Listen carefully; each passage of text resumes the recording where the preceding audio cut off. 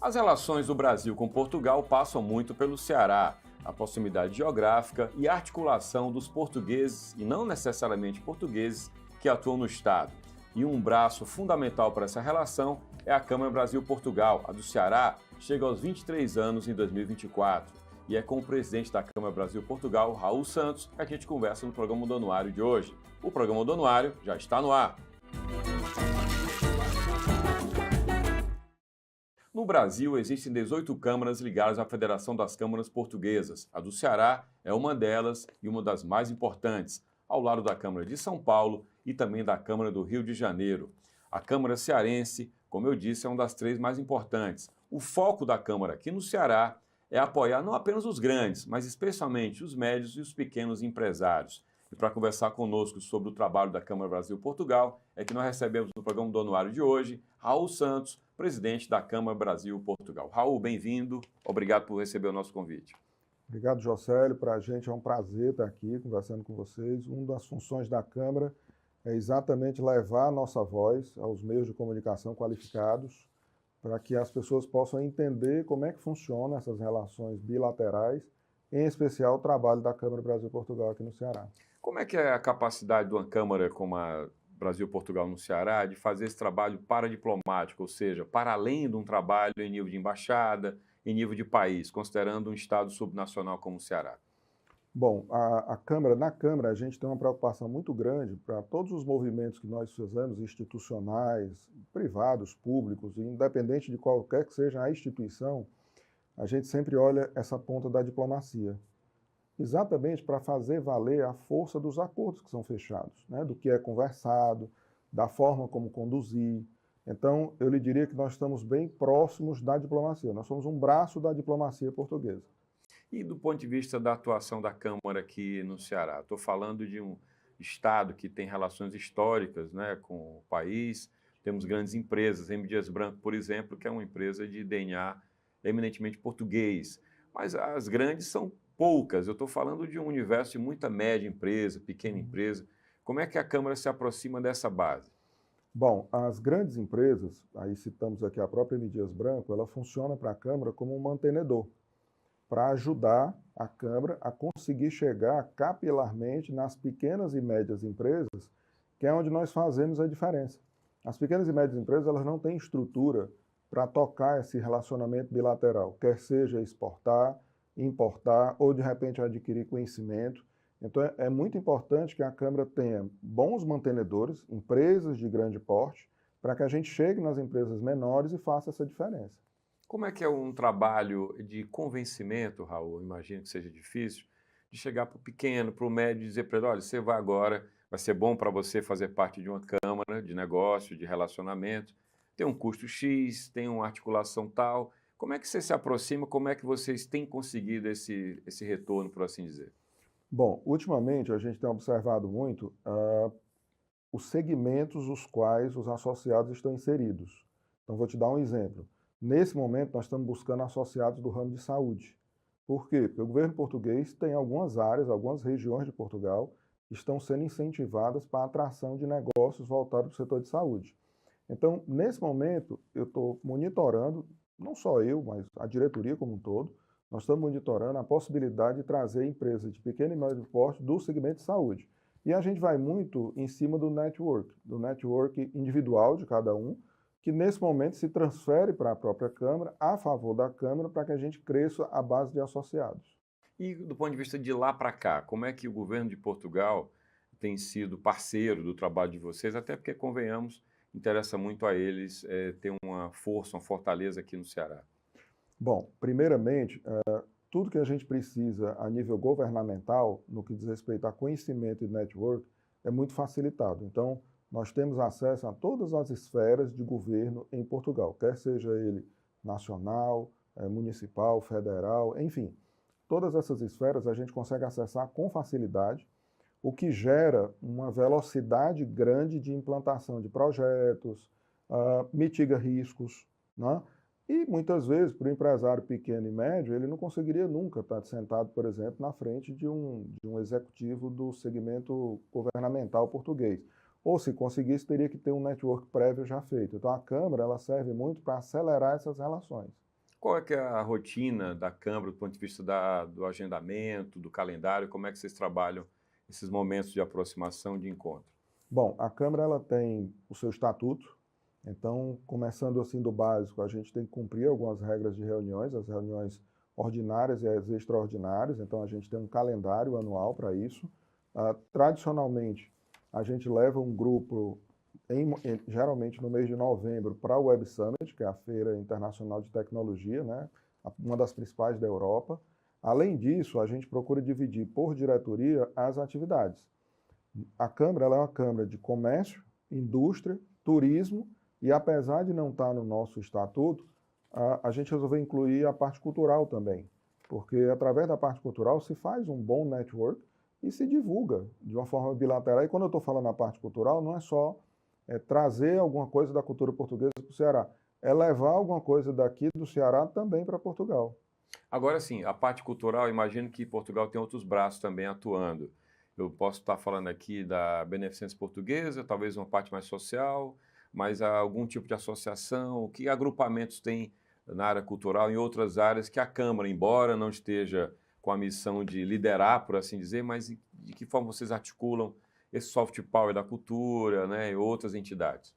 Bom, aqui no estado do Ceará, as entidades reconhecidas pelo governo português são a Câmara Brasil-Portugal, o Vice-Consulado Português, a Beneficência Portuguesa, e nós temos aqui também a felicidade de ter um representante que é eleito pela comunidade portuguesa como um representante dos países de língua portuguesa.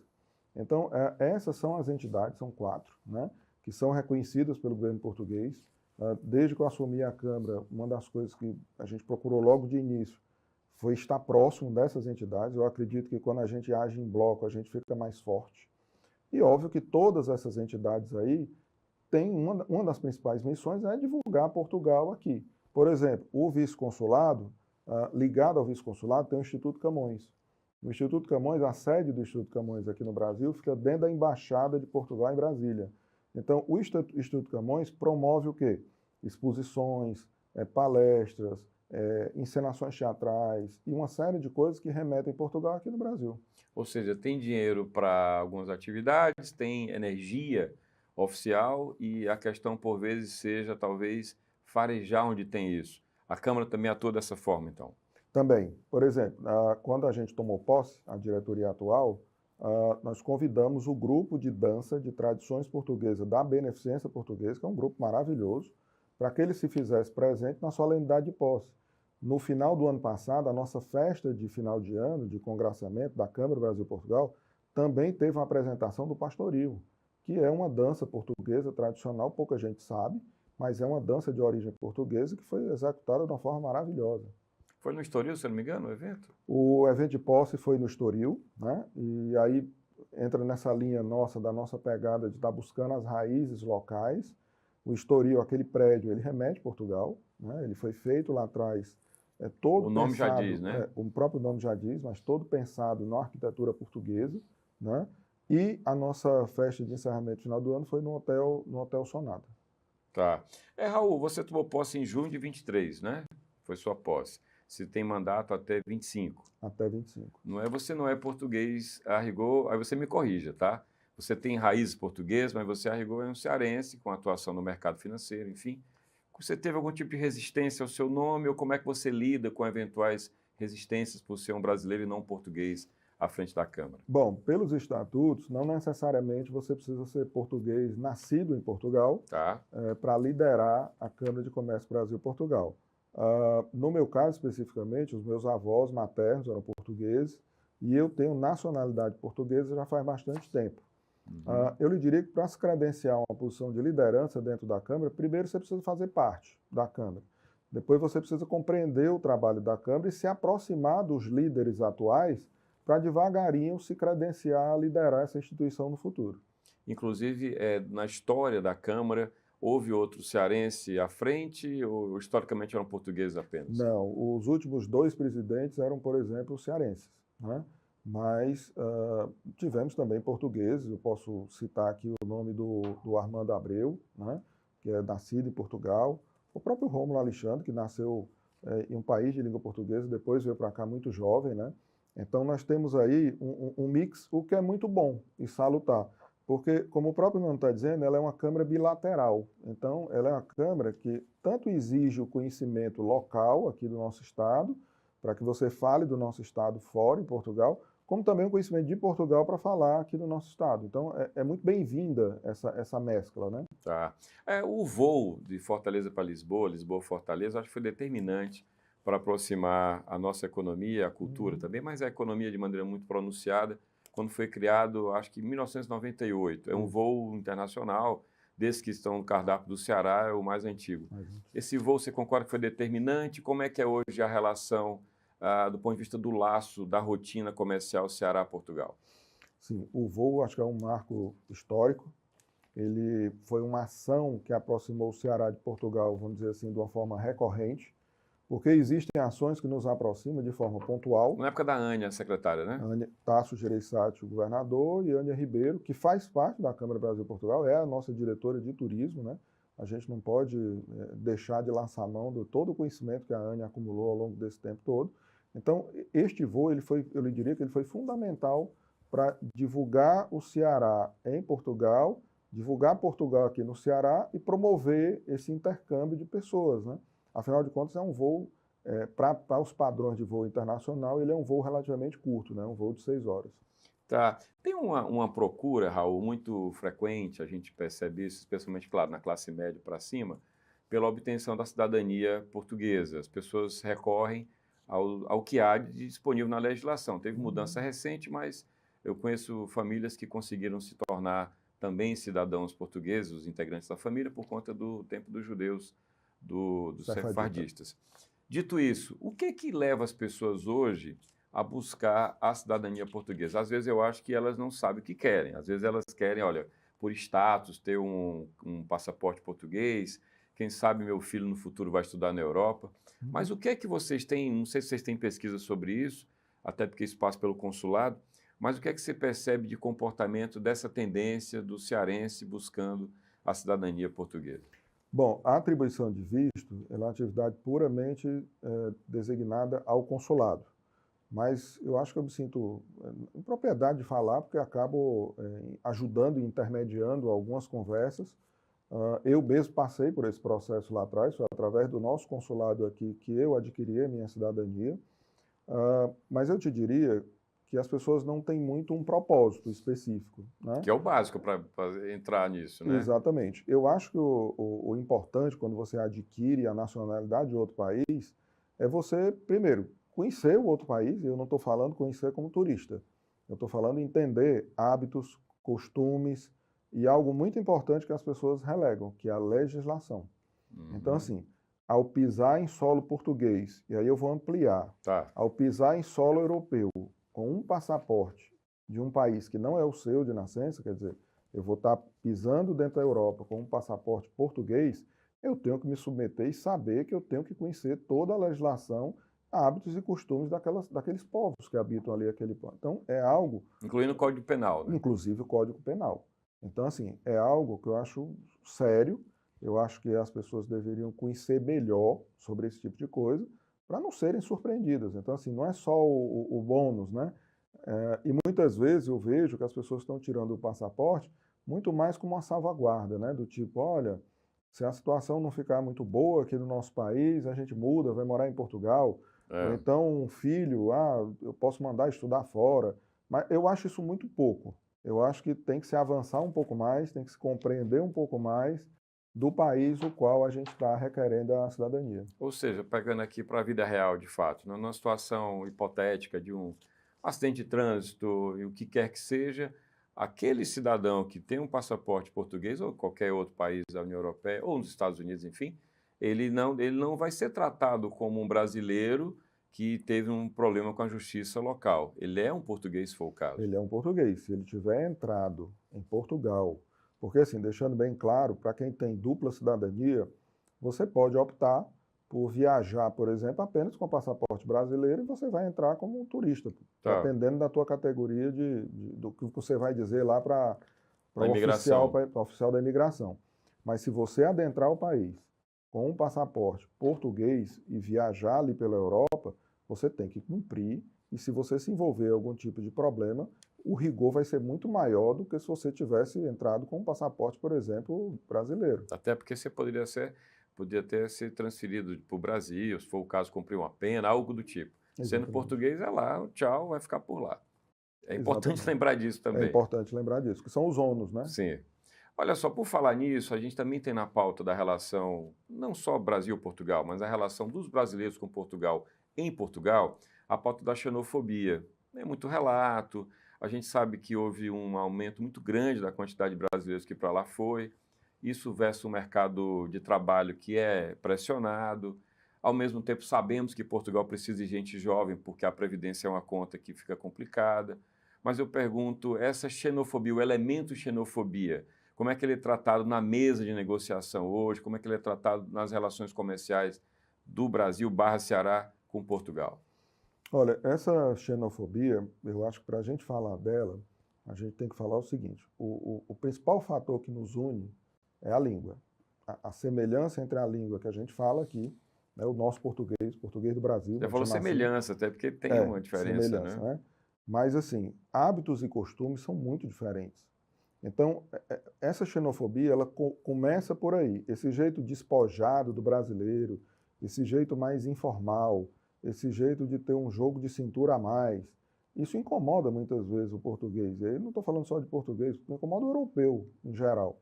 Então, essa xenofobia, ela de cara, ela começa por hábitos e costumes mesmo, que são diferentes.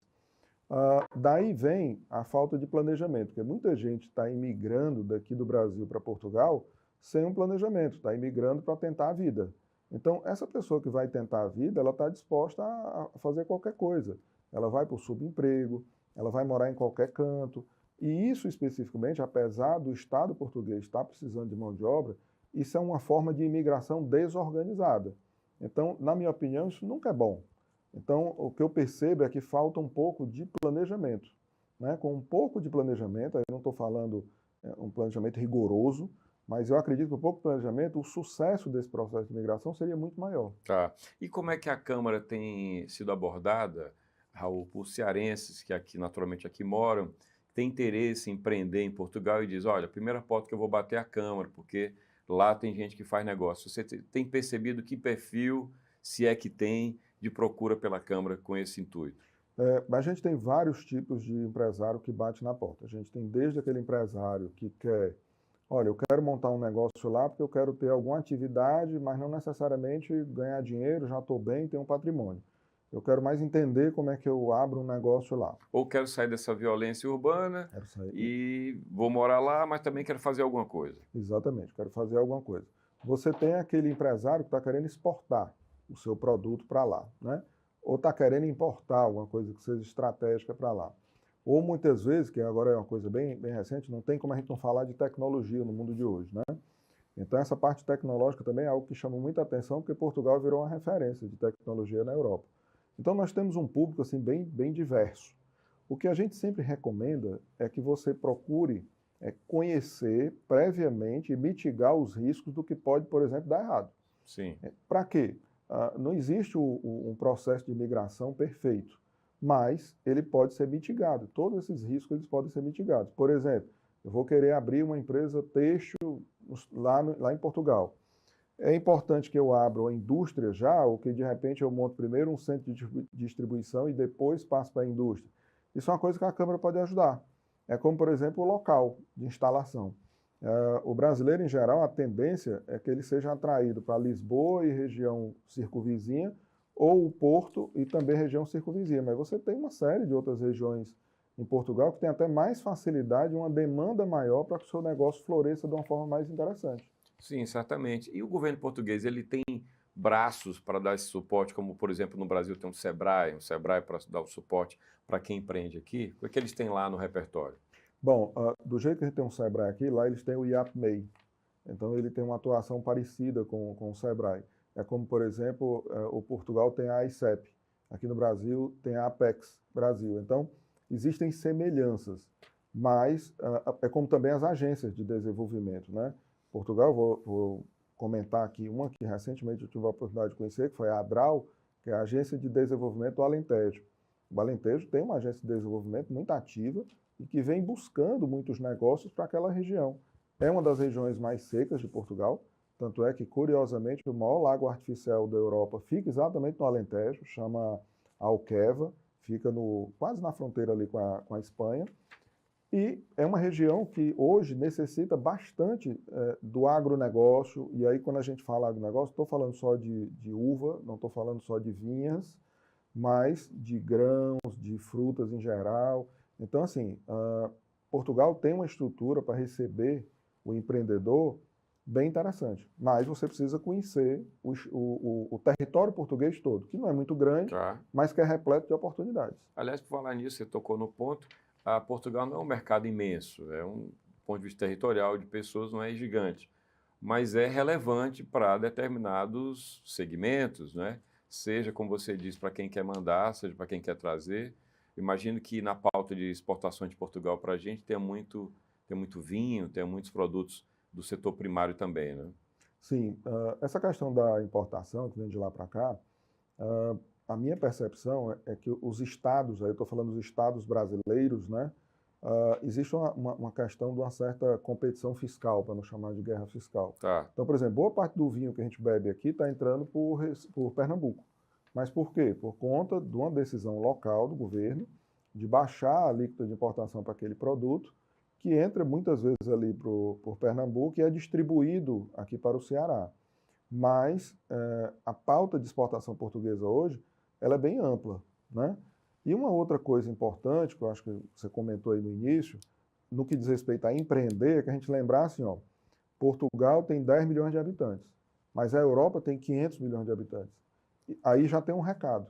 Ou eu vou montar um negócio relativamente pequeno, enxuto, para usufruir só da economia portuguesa, nós estamos falando de 10 milhões de Tá. habitantes, ou então eu vou usar Portugal como uma porta de entrada para a Europa, aí eu vou me lançar num mercado muito competitivo, maduro e que tem 500 milhões de pessoas. Nas conexões de Portugal com a Europa, a Espanha está do lado, são ibéricos, mas a Espanha é um tanto refratária com Portugal. A gente tem vários episódios ao longo da história. Como é a relação Portugal como porta de entrada para a Europa, como você está trazendo? Bom, historicamente, né, Portugal se lançou ao mar muito por uma dificuldade grande de atravessar o território espanhol, Espanhol. porque para você sair de Portugal e chegar em qualquer outro país via terrestre europeu, você tem que passar por dentro da Espanha. Então, dizem até que os portugueses se transformaram em grandes navegadores por uma falta de opção, tirando aqui uma Tá. brincadeira, porque não é só isso, né? Tá, claro. O assunto é muito mais sério. Mas a Espanha, ela vez por outra, ela atrapalha, na minha opinião, um pouco do desenvolvimento português. Agora mesmo, firmou-se aí o acordo para o trem-bala, né, que vai ligar aí Lisboa a Madrid, né, as duas capitais. Mas aí vem a discussão em relação à bitola do trem. Então, a vontade da Espanha é que o trem português ele só vá realmente até Madrid e volte. Então, e isso poderia ser feito através de um acordo onde a bitola do trem fosse diferente. E para seguir viagem para dentro da Europa, você teria que usar um trem espanhol ou de outra nacionalidade. Uhum. Olha, a Federação das Câmaras Portuguesas no Brasil já deram essa informação há não muito tempo de que 25% das empresas de Portugal no Brasil têm sede aqui, ou seja, tem uma presença razoável. Como é que é a articulação da Câmara Brasil-Portugal para que negócios lusitanos escolham o Ceará também como destino, não só falando daqui para lá? Bom, anualmente a gente procura fazer uma agenda também em território português. Por acaso, essa agenda eu vou fazer agora em junho.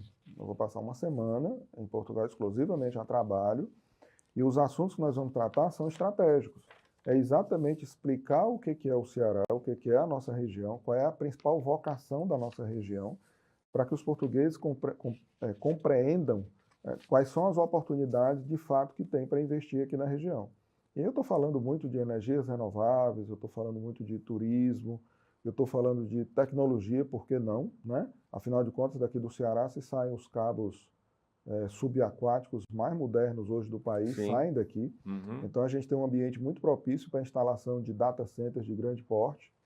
Então eu acho que esses são os principais assuntos para a gente tratar, são os mais fáceis, vamos chamar assim, porque são assuntos que interessam muito hoje. Turismo, tecnologia e energias renováveis. Eu acho que a pauta ela começa por aí. mas não se limita só a isso. Tá. Bom, a relação Brasil-Portugal em nível federal no governo Lula mudou em relação ao governo Bolsonaro? Teve alguma mudança? O Brasil ficou meio hermético no governo passado, você não via muita agressividade da parte, no sentido proativo do negócio, do presidente Bolsonaro em relação a outros países, como o Lula o fez na África, por exemplo, especialmente com os países lusófonos. Mudou alguma coisa do governo passado para esse?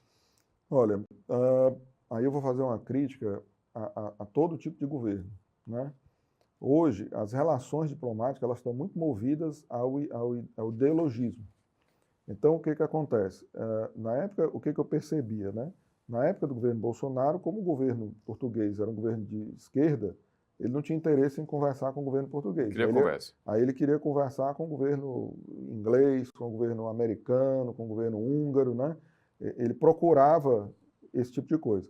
Hoje, com o Lula, é bem verdade que a gente tem uma relação muito mais fluida, tanto é que a cimeira, que é a reunião de cúpula entre os dois países, durante o período do Michel Temer ali e o período do Bolsonaro, essa reunião não existiu. Então ela voltou a ser feita o ano passado, com o retorno do Lula à presidência da República. Mas eu lhe diria que, olhando de uma forma ampla, essas questões ideológicas elas têm que ser deixadas de lado. A gente tem que pensar em Estado. A gente hoje percebe que existe uma carência muito grande de estadistas, né? É olhar o Estado como Estado, para desenvolver, se relacionar de forma diplomática, trazer negócios, exportar e importar, enfim, gerar essa dinâmica econômica como ela deveria ser gerada. E por falar em Estado, por falar em interesses comerciais, como é que os interesses, não vou dizer do governo português, mas os interesses de quem articula Portugal e Brasil trafegam no Congresso? Tem uma articulação no Congresso? No Brasil, lobby é palavrão, mas vamos chamar de grupo de interesse. Como é que vocês articulam isso no Congresso? Vocês têm uma bancada, entre aspas, como é que isso é operado lá?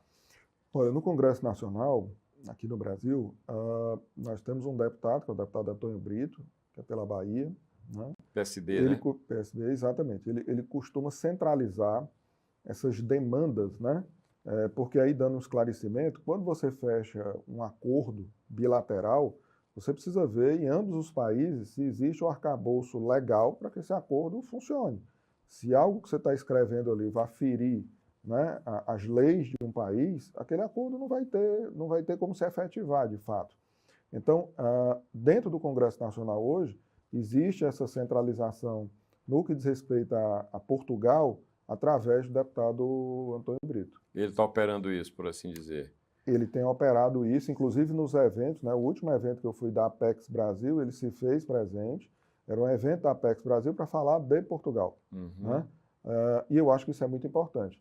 A nível de Estado do Ceará, de repente, a gente poderia pensar em fazer algo semelhante. São 22 deputados federais, 3 senadores. Vocês têm uma agenda com essa bancada? Ainda não? O que é que vocês pensam? O que é que você pensa disso, Raul? Por enquanto, ainda não. Mas é algo que está no radar nosso. Porque eu acho que uma das coisas boas que se pode fazer são boas cópias, vamos chamar assim. Então, o que está dando certo, eu acho que a gente tem que trazer são as boas práticas, né? As boas práticas, muitas vezes, elas soam como inovação, e nem é. Então, eu acho que como uma boa prática, esse tipo de coisa deve ser trazido para cá também. Ok. Raul, muito obrigado. Teremos aqui muito mais assunto para tratar.